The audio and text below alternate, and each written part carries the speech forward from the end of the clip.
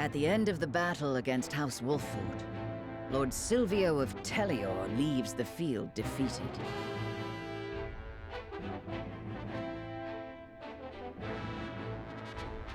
The victors, however, do not go by unscathed, repeated battles taking their toll on the soldiers. All goes according to Gustadolph's plan to weaken both houses. Landroy Falks, Lord of the Third of Glenbrook's High Houses, faces off against General of Laura. Chapter 8, Part 3, Light and Shadow. Hey guys, it's Steimer here, and welcome back to another episode of Triangle Strategy. In the last episode, we went to battle at Tellior, fighting our own people in attempts to prevent Lord Silvio's plan of taking Roland down by attempting to drug him to sleep and then taking him out. But that did not work for them. However, we also didn't get our end result, because at the end of it all, he was the one that fooled us in the end, because Rufus was basically pretending to be way too injured to fight any longer, when in reality, he was perfectly fine. Which I was kind of anticipating as to why it looked like he was so hurt after the battle was won, and he was like, ugh, like just, on the ground, just like suffering. I was a little bit confused, because he was the one that was just like, you ain't seen the last of me yet, I will come back, and all this other kind of stuff. So that was a little bit weird. So as soon as they managed to flee, I was like, oh, come on. Like, can anything work with me in this game? I mean, even Hyzan doesn't feel like that they're, like, being really effective on an alliance attempt right now. And now one of my favorite houses of all time is under attack. Why? Oh, I need some positivity in my life. So, I'm going to go ahead and do a character story really quick so we can go back into some funner times. So, Jens shows Serenoa a book he borrowed from the archives. That tome is an apprentice's resource, if I'm not mistaken. Are you studying ironworking? Yes, I borrowed it some time ago from the archives in the Grand Duchy of Esfrost. I haven't had a chance to return it, what with the state of affairs being as it is.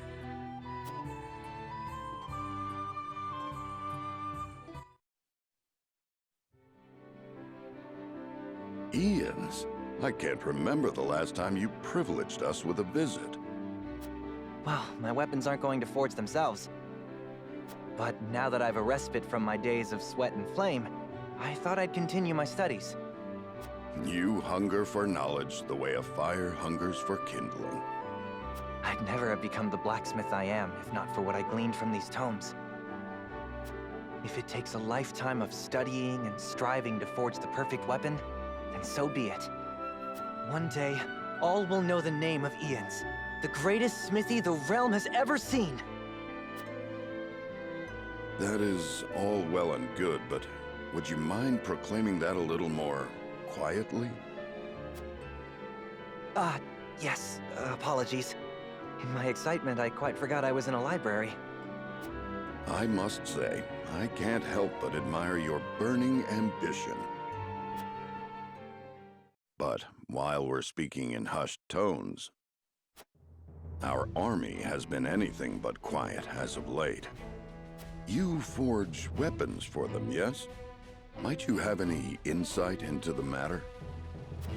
I wish I did, but I have scant time for the goings-on outside my own small forge. Though, now that you mention it, my orders from the army have increased. Could it be that they're preparing for war? As if a war could break out on the eve of our three nations' grand new venture. Indeed. That would be unthinkable.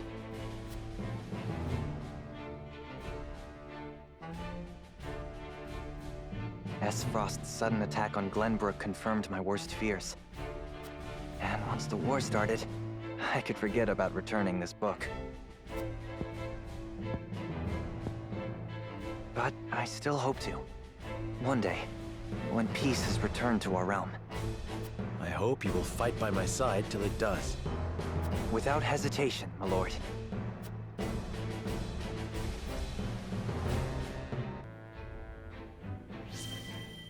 You know, when they brought up this whole, sudden attack on Glenbrook thing, it brings me back to this whole idea of what Silvio said at the end of the battle to Roland.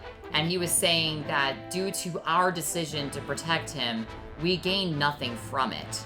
And because he was saying all it did for you was make you isolated, have no alliances, and you're all traitors, basically. He said that it was betrayal. And I was just like, okay, first of all, how is it betrayal if we're keeping our own prince of our own kingdom safe? How does that betray anybody? I mean, we're not traitors if we're protecting the one from our own house. I mean, come on, man. I mean, he might not be from our house, but he is from our region, or at least used to be. But the second thing is, when it came to the idea of like, of saying that, that we attained nothing from it, I'm like, well, what am I gonna do? Just send him over? I mean, at the end of the day, the reason I protected him was because I didn't want them to gain anything from it. If I don't gain anything from it, that's fine, as long as it doesn't give them anything. All they did was try to attack us, and yes, we did lose resources, and once again, we're losing soldiers from this battle too. And that's why I'm thinking that we need to look for to Hyzant for help, and they are just unresponsive as of the current moment, and that's just great. So, anyway, but yes, I do get what, Ian's is saying, that, but it was interesting, though, when he said, like, oh, well, he has been getting a lot of people's tasks to create weapons for, for some reason, which is very interesting, because it's like he knew about the war before the war started, because he seemed to hesitate when he just said, oh, yeah, that would be unthinkable for a war to occur. Makes me think that he did have some sort of insider knowledge prior to it, he just didn't want to believe it, and I can sympathize with that. So, before we move on to the main story at House Falks to see either the result of the battle or the ongoing of the battle, let's go into the Norzelian Mountains base. Defeated by Serenoa, Silvio desperately tries to flee. He's a coward. He's a weenie. I must survive. Somehow, I must survive. Ah! Escaping all on your own, I see. Rufus, what are you doing here? I came to collect my reward. Reward? Since when were losers ever rewarded? I remember our deal differently. As do I. I was promised an invincible executioner. You are nothing but a fraud. A sheep in wolf's clothing.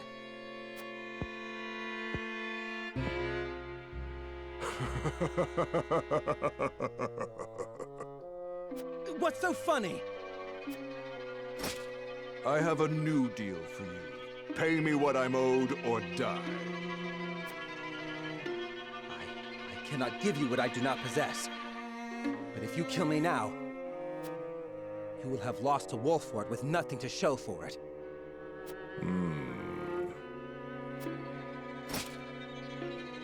Go on. If you let me live, on the other hand, I will find the coin to pay you. What do you say? Do we have a deal? Fine. But if I don't get that money, consider your life forfeit.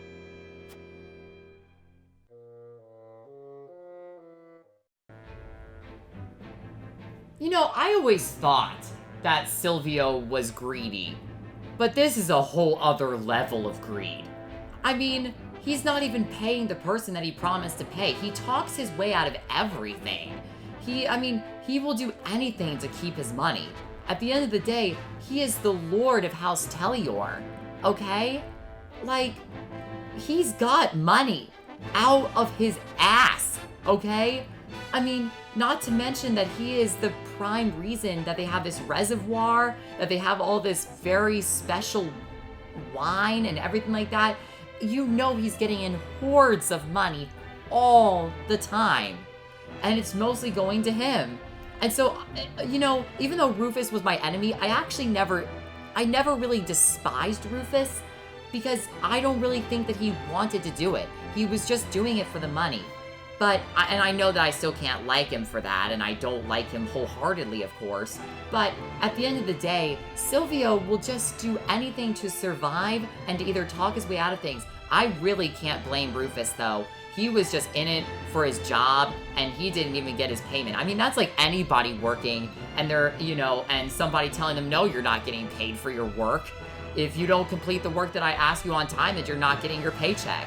I mean, who wouldn't be angry about that? Not that that would be a reason to kill anybody, but still, I mean, in this case, you know, back in medieval times, yeah, people like this would kill for, you know, for a reason like that, sure.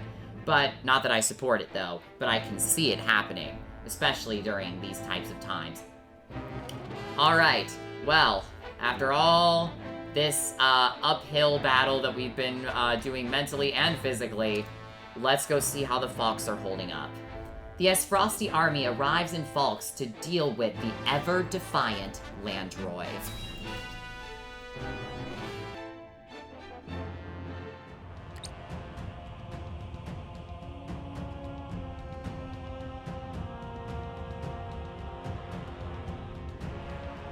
Far too much blood has been spilled.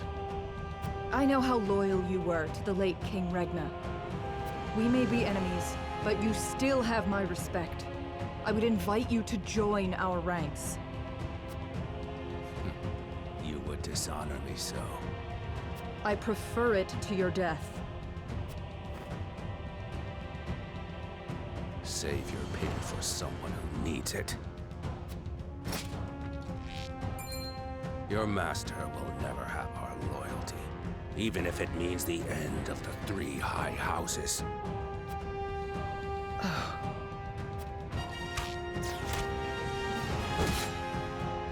Your Majesty, I serve you even in death.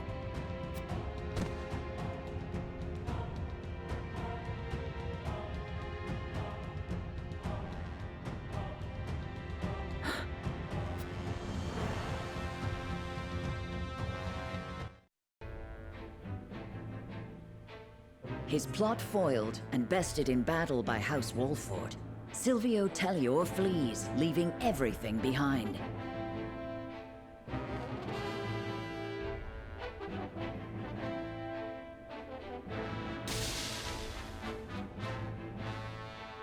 House Falks fights valiantly, but ultimately loses to General of Laura's army, and joins their late king in death.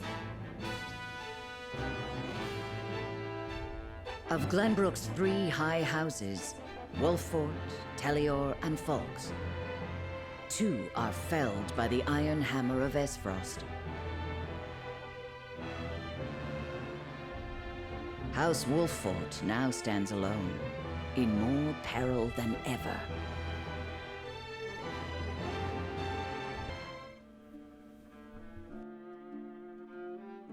So, two of Glenbrook's three high houses have fallen. Esfrost's invasion took me by surprise at first, but this is quite the interesting turn. Now Wolford stands alone, having lost both the crown and its allies. There is no better time for us to act. Then let us set the trap, brimming with bait enough to lure them in and keep them there. As you command.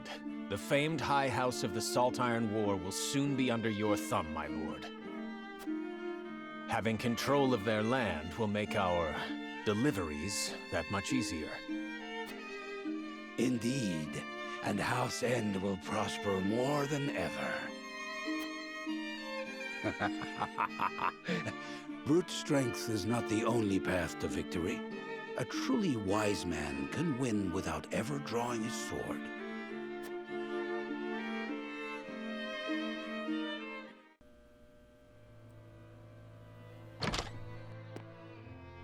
My lord, a bird from Sorsley End of Hyzant has arrived. He has offered to send us provisions and funds in light of our situation. A most welcome offer, to be sure, but why would he extend a helping hand to us now? Could he be after something?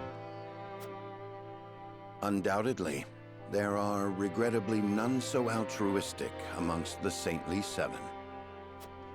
Seeing as Minister Sorsley has never shown much interest in other nations,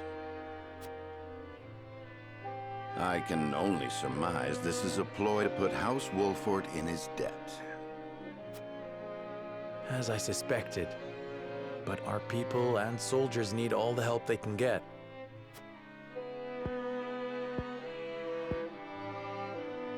Let us accept his proposal. We can deal with whatever ulterior motives he may have once we are back on our feet. Understood. We shall discuss our countermeasures at another time.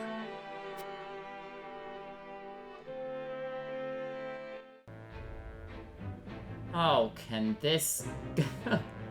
can this frickin' video game day be any worse for me?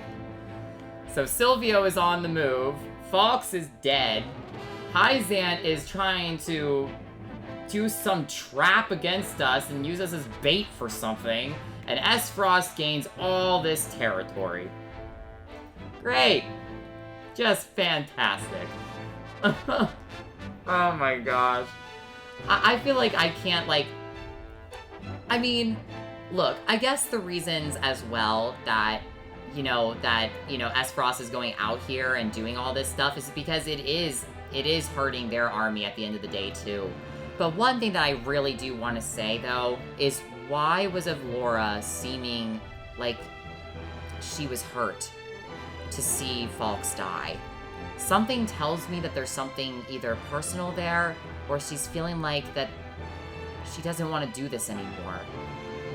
I mean, it was very disheartening to see Landroy fall, because I had so much respect for him.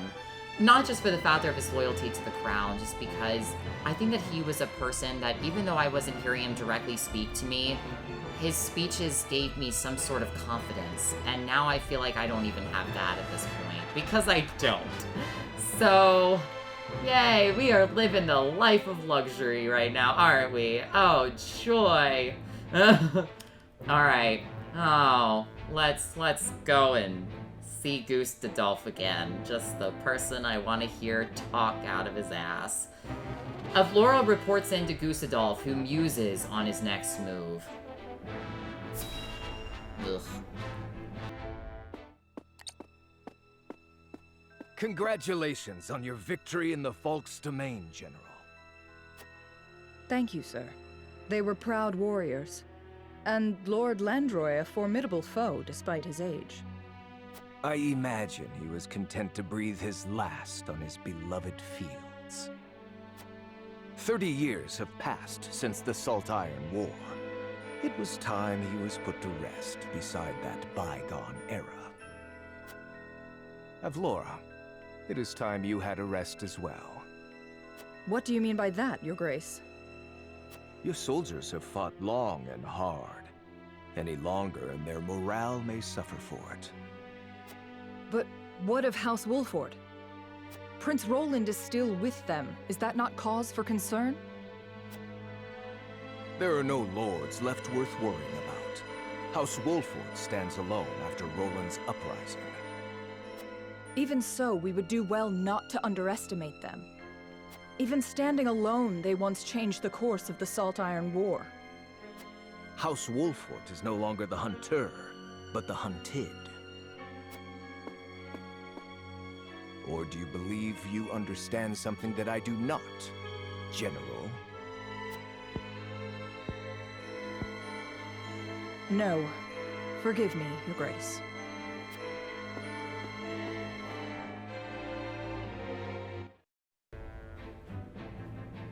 Am I allowed to say that Gustadolph is an asshole? How dare he say that he was content in dying in his own field? he's just such a sickening man. There's just nothing inside him. There's no empathy, there's no care, there's no respect, there's no honor, there's no intelligence, there's no nothing. He's just honestly, just every single word that he just even emits out of his mouth is just utter trash, just like the rest of his personality. I mean, I don't want Avlora to target us. I mean, but after we defeated her, I think that there's a way that she both considers us more of a threat, and yet Esfrost is just kind of like, we'll go after them when we feel like the time is right. And Avlora's just like, well, why don't we just do it now? And he's like, no. I get a feeling she's hiding something really deep down. I just wish that Avlora would just stand up for herself. Just once. I mean, not only did we defeat her army, but then she goes to Falks, has almost like an emotional moment for a second, then goes back and starts somewhat, to some extent, talking back to the Archduke and questioning his motives and his next move. I mean, I don't know. I think to myself, come on, Avlora. I know that you hurt my army. I know that she did. But at the same time, I just want her to come into her own. I know that she's had a rough past and that she's indebted to the Archduke for giving her a life that she was able to live outside of her family's death during the Salt Iron War, but just something feels like that is really hurting Avlora inside. I mean, I would be more than willing to hear her out, and yet I gotta deal with Sorslay's crap. Great. Alright. Here we go, continuing onward. Roland requests a favor of Benedict, who responds with a shocking proposition.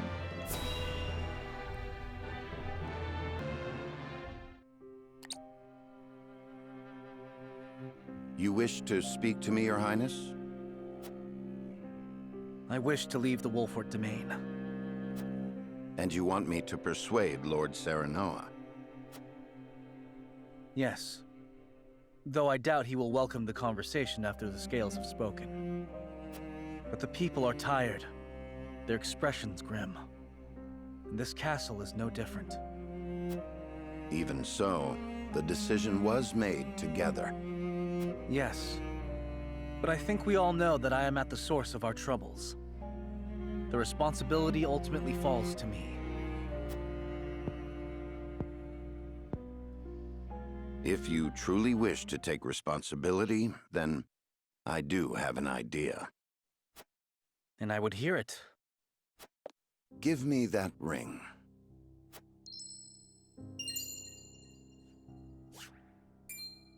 But this is proof that I belong to the royal family. What would you do with it? Have you die for your people.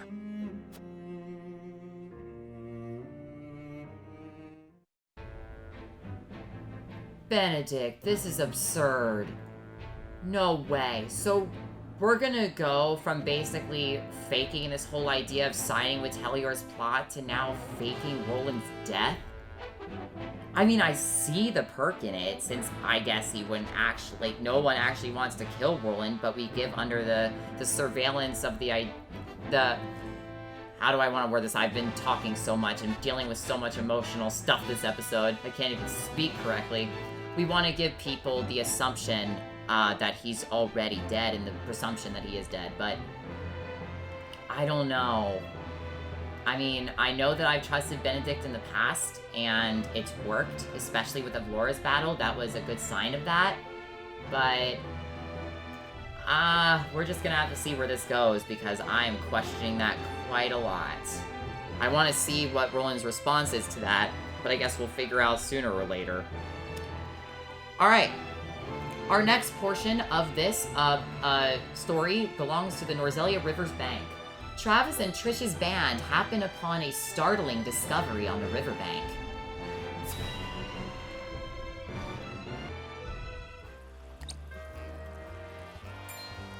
Hey, boss, come take a look at this.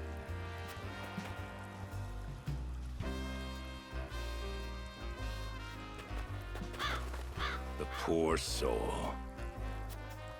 Or maybe not so poor, judging by these clothes. Hey, Pa! Remember what I said about that reward money? Of course I do. This might just be him.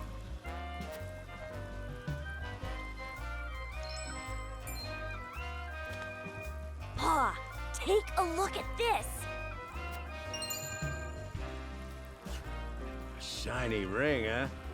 Is that the royal emblem? This has got to be Prince Roland!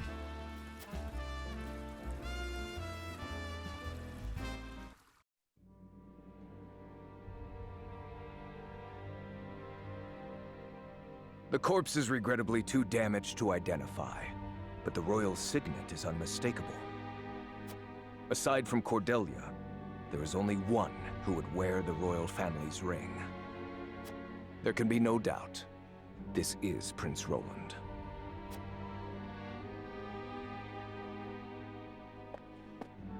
Excuse me, Your Grace, but about that reward. Thalas, give them their coin. Yes, brother. Thank you kindly for your generosity, Your Grace.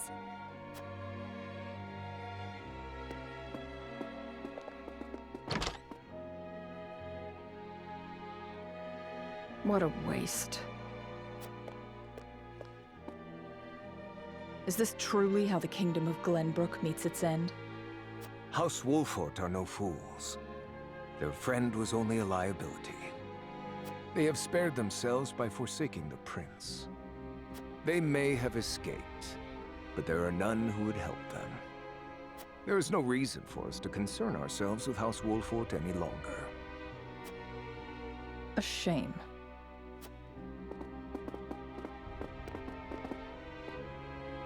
Your poor brother, betrayed by his most trusted friend.